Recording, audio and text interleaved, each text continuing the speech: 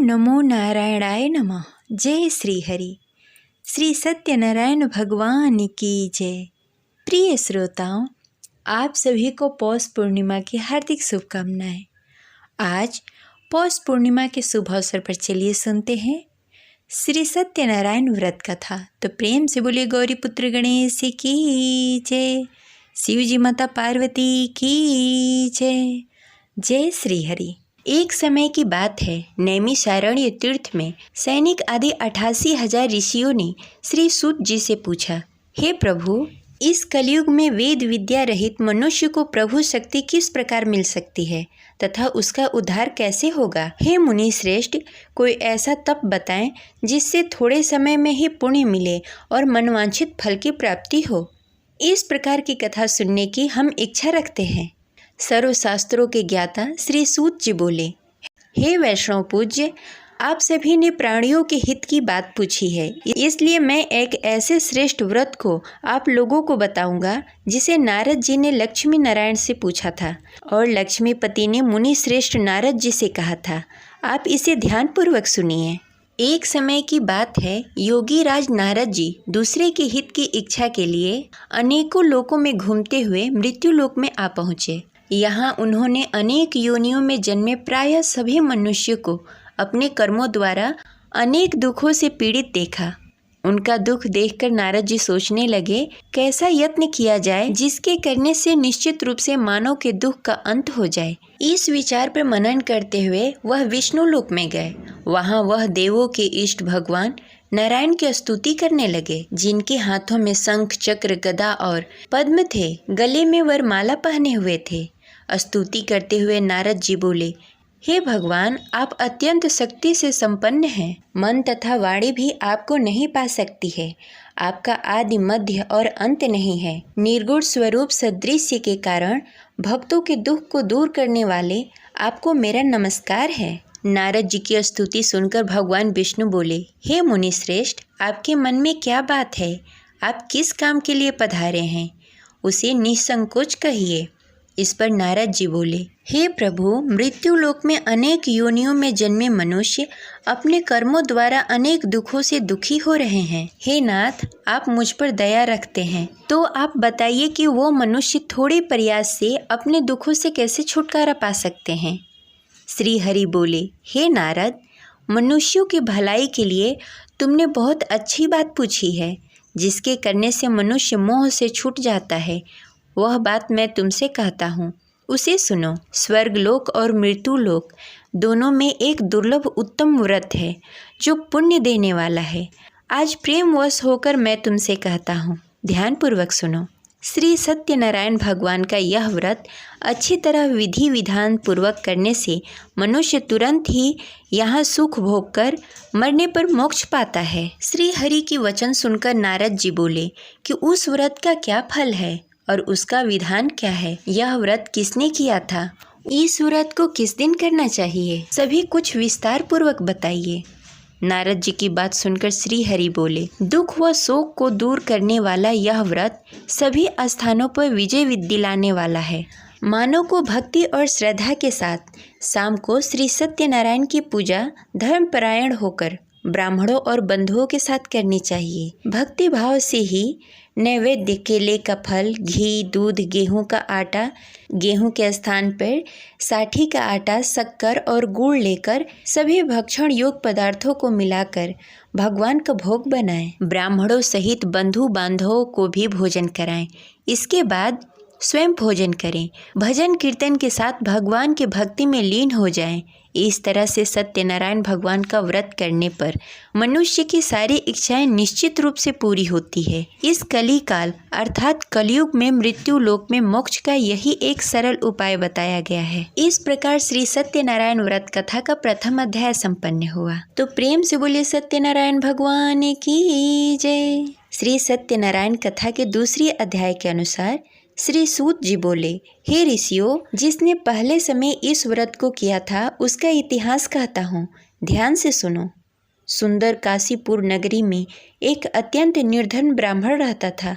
भूख प्यास से परेशान होकर वह धरती पर घूमता रहता। ब्राह्मणों से प्रेम करने वाले भगवान ने एक दिन ब्राह्मण का वेश धारण करके उसके पास जाकर पूछा, हे विप्र, नित्य दुखी होकर तुम पृथ्वी पर क्यों घूमते हो? दीन ब्राह्मण बोला, मैं निर्धन ब्राह्मण हूँ, भिक्षा के लिए धरती पर घूमता हूँ। हे भगवान, यदि आप इसका कोई उपाय जानते हो तो बताएं। वृद्ध ब्राह्मण कहता है, हे विप्र, सत्यनारायण भगवान मनोवांछित फल देने वाले हैं, इसलिए तुम उनका पूजन करो। इसे करने से मनुष्य सभी दुखों से मुक्त हो जाता है। वृद्ध ब्राह्मण बनकर आए सत्यनारायण भगवान उस निर्धन ब्राह्मण को व्रत का सारा विधान बताकर अंतर्ध्यान हो गए। ब्राह्मण मन ही मन सोचने लगा कि जिस व्रत को वृद्ध ब्राह्मण करने को कहा गया है, मैं उसे जरूर करूँगा। यह निश्चय करने के बाद उसे रात में नींद नहीं आई। वह सवेरे उठकर सत्यनारायण भगवान के व्रत का निश्चय कर भिक्षा के लिए निकल चला। उस दिन निर्धन ब्राह्मण को भिक्षा में बहुत धन मिला, जिससे उसे बंधु बांधवों के साथ मिलकर श्री सत्यनारायण भगवान का व्रत संपन्न किया। भगवान सत्यनारायण का व्रत संपन्न करने के बाद वह निर्धन ब्राह्मण सभी दुखों से छूट गया। हर माह इस व्रत को करने लगा। इस तरह से सत्यनारायण भगवान के इस व्रत को समय से जो मनुष्य करेगा वह सभी प्रकार के पापों से छूटकर मोक्ष को प्राप्त होगा और सभी दुखों से मुक्त हो जाएगा। श्री सूत जी बोले कि इस तरह से नारद जी से नारायण जी का कहा हुआ श्री सत्यनारायण व्रत को मैंने तुमसे कहा। हे विप्रो, मैं अब और क्या कहूँ? ऋषि बोले, हे मुनिवर, संसार में उस विप्र से सुनकर और किस किस ने इस व्रत को किया, हम सब इस बात को सुनना चाहते हैं। इसके लिए हमारे मन में श्रद्धा का भाव है। श्री सूत जी बोले, हे मुनियों, जिस ने इस व्रत को किया वह सब सुनो। एक समय वही विप्र धन और ऐश्वर्य के अनुसार अपने बंधु बांधवों के साथ इस व्रत को करने को तैयार हुआ। उसी समय एक लकड़ी बेचने वाला बूढ़ा आदमी आया और लकड़ियां बाहर रखकर अंदर ब्राह्मण के घर में आ गया। प्यास से दुखी वह लकड़हारा उसको व्रत करते देख विप्र को नमस्कार कर पूछने लगा कि आप यह क्या कर रहे हैं तथा इसे करने से क्या फल मिलेगा, कृपया करके मुझे बताइए। ब्राह्मण ने कहा कि सब मनोकामनाओं को पूरा करने वाला यह सत्यनारायण भगवान का व्रत है। इनकी कृपा से ही मेरा घर धन्य धान्य आदि से भरा हुआ है। विप्र से सत्यनारायण व्रत के बारे में जानकर लकड़हारा बहुत प्रसन्न हुआ। चरणामृत लेकर वह प्रसाद खाने के बाद वह अपने घर गया। लकड़हारे ने अपने मन में संकल्प लिया कि आज लकड़ी बेचकर जो धन मिलेगा उसी से श्री सत्यनारायण भगवान का उत्तम व्रत करूँगा। मन में इस विचार को लेकर बूढ़ा आदमी सिर पर लकड़ियाँ रखकर नगर में बेचने गया। जहाँ धनी लोग ज़्यादा रहते थे, उस नगर में उसे अपनी लकड़ियों का दाम पहले से 4 गुना अधिक मिला। बूढ़ा व्यक्ति प्रसन्नता के साथ दान लेकर केले, शक्कर, घी, दूध, दही और गेहूं का आटा लेकर श्री सत्यनारायण भगवान के व्रत की अन्य सामग्री लेकर अपने घर को गया।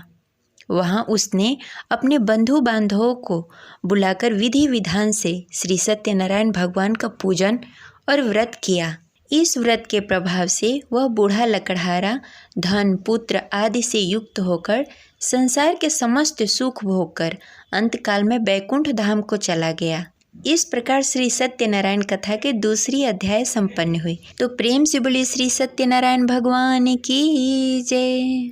सत्यनारायण व्रत कथा के तीसरी अध्याय के अनुसार श्री सूत जी बोले, हे मुनि श्रेष्ठों, अब आगे की कथा कहता हूँ। पहले समय में उल्कामुख नामक एक बुद्धिमान राजा था। वह सत्यवक्ता और जितेंद्रिय था।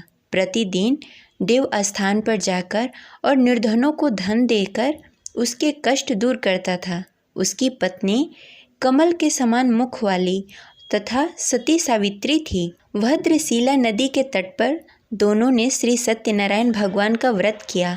उसी समय साधु नाम का एक वैश्य आया। उसके पास व्यापार करने के लिए बहुत सारा धन भी था। राजा को व्रत करते देखकर वह विनय के साथ पूछने लगा, हे राजन, भक्ति भाव से पूर्ण होकर आप यह क्या कर रहे हैं? मैं सुनने के लिए इच्छुक हूँ। आप मुझे बताइए। राजा बोला, हे साधु, अपने बंधु बांधवों के साथ पुत्रादि आदि प्राप्ति के लिए यह महाशक्तिशाली श्री सत्यनारायण भगवान का व्रत और पूजन कर रहा हूँ। राजा के वचन सुनकर साधु आदर के साथ बोला, हे राजन, मुझे इस व्रत का सारा विधान कहिए। आपके कथानुसार मैं भी इस व्रत को करूँगा। मेरी भी संतान नहीं है और इस व्रत को करने से निश्चित रूप से मुझे संतान की प्राप्ति होगी। राजा से सारा व्रत का विधान सुनकर व्यापार से निवृत्त होकर वह अपने घर गया। साधु वैश्य ने अपने पत्नी को संतान देने वाला इस व्रत का वर्णन कहकर सुनाया और कहा कि जब मेरी संतान होगी तब मैं इस व्रत को करूँगा।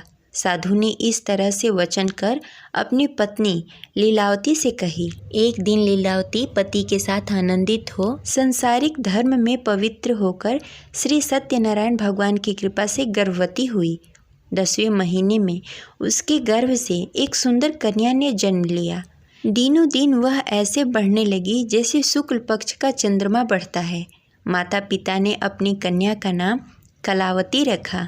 एक दिन लीलावती ने मीठे शब्दों में अपने पति को याद दिलाया कि उसने सत्यनारायण भगवान की जिस व्रत को करने का संकल्प लिया था उसे करने का समय आ गया है। आप इस व्रत को करिए। साधु बोला कि हे प्रिय, इस व्रत को मैं उसके विवाह पर करूँगा। इस प्रकार अपनी पत्नी को आश्वासन देकर वह नगर को चला गया। कलावती पिता के घर में रहकर दिनों दिन बड़ी होने लगी। साधु ने एक बार अपनी कन्या को अपने नगर की सखियों के साथ खेलते हुए देखा तो तुरंत ही दूत को बुलाया और कहा कि मेरी कन्या योग वर देखकर आओ।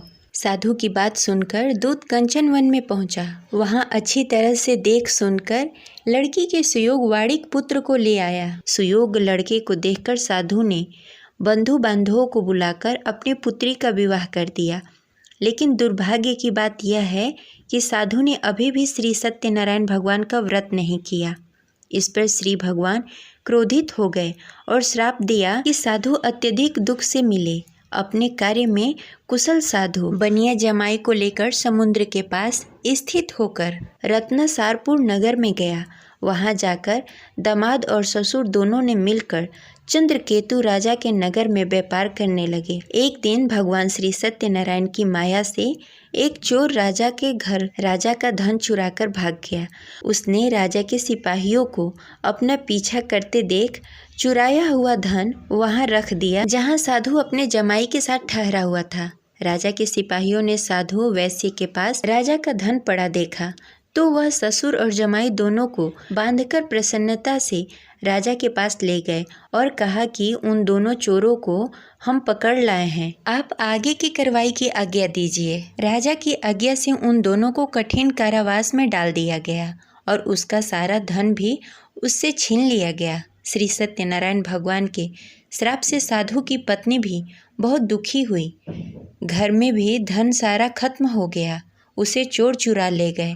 शारीरिक तथा मानसिक पीड़ा और भूख प्यास से अति दुखी होकर अन्न की चिंता में कलावती एक ब्राह्मण के घर गई। वहां उसने श्री सत्यनारायण भगवान का व्रत होते हुए देखा। फिर कथा भी सुनी। वह प्रसाद ग्रहण कर रात को घर वापस आई। माँ ने कलावती से पूछा कि हे पुत्री, अब तक तुम कहाँ थी?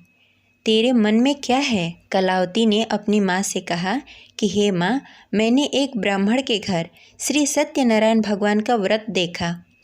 कन्या के वचन सुनकर लीलावती भगवान के पूजन की तैयारी करने लगी।